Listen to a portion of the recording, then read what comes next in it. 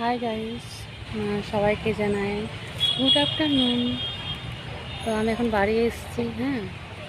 বাড়ি এসেছি কিছুদিনের জন্য। তো বাড়িতে এসে ভালোই করেছি। বাড়িতে এসে শুনছি যে এখানে যাদের ভূমি নেই আর কি, তাদেরকে নতুন করে ফর্ম ফিল আপ করতে হচ্ছে। যাদের জমি জায়গা নেই আর কি, যারা অন্যের জমির ওপর ভরসা, মানে চাষবাসের উপর ভরসা, তাদের জন্য। তো আমি ফর্মটা ফিল আপ করেওছি, আজই জমা দিতে এসেছে। তো অনেকে বলছে তুমি অ্যাপ্লাই করতে পারবে না, তুমি পারবেই না করতে। না, কারণ কি লক্ষ্মী ভাণ্ডার যারা পায় তারা পারবে না, আবার যারা পায় না তারাও পারবে না, এরকম করে কি অনেকে বলছে।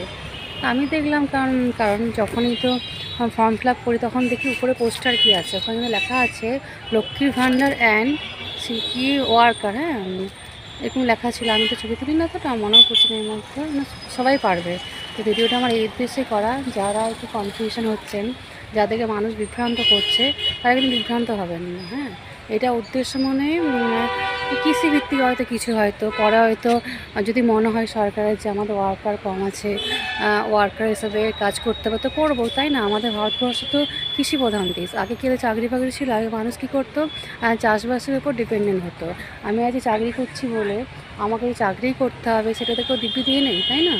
আগেকার মানুষ চাকরি করতো না, আমার দাদুদের সময়তে চাকরি দিত কিন্তু তাও করতো না, সবাই চাষবাসই করতো, কারণ জমি জায়গা থাকতো প্রচুর মানুষের, বা লোকের জমি থেকেও চাষ করতো। কিন্তু এখনকার বর্তমান দিনে আর কি চাষবাস কি আছে? যদি চাষবাস করে সবাই কী করে বলুন তো? আপনারা বলুন, ঠিক আছে? এটা আপনাদের কাছে আমি কোশ্চেনটা রাখলাম।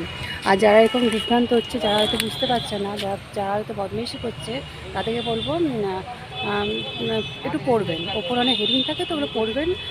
কারো কথায়, কারো প্রলোচনাতে পা দেবেন না। আর এটাই উদ্দেশ্য আমাদের এখানে বড়জোড়াতে 26 তারিখে হচ্ছে লাস্ট ডেট।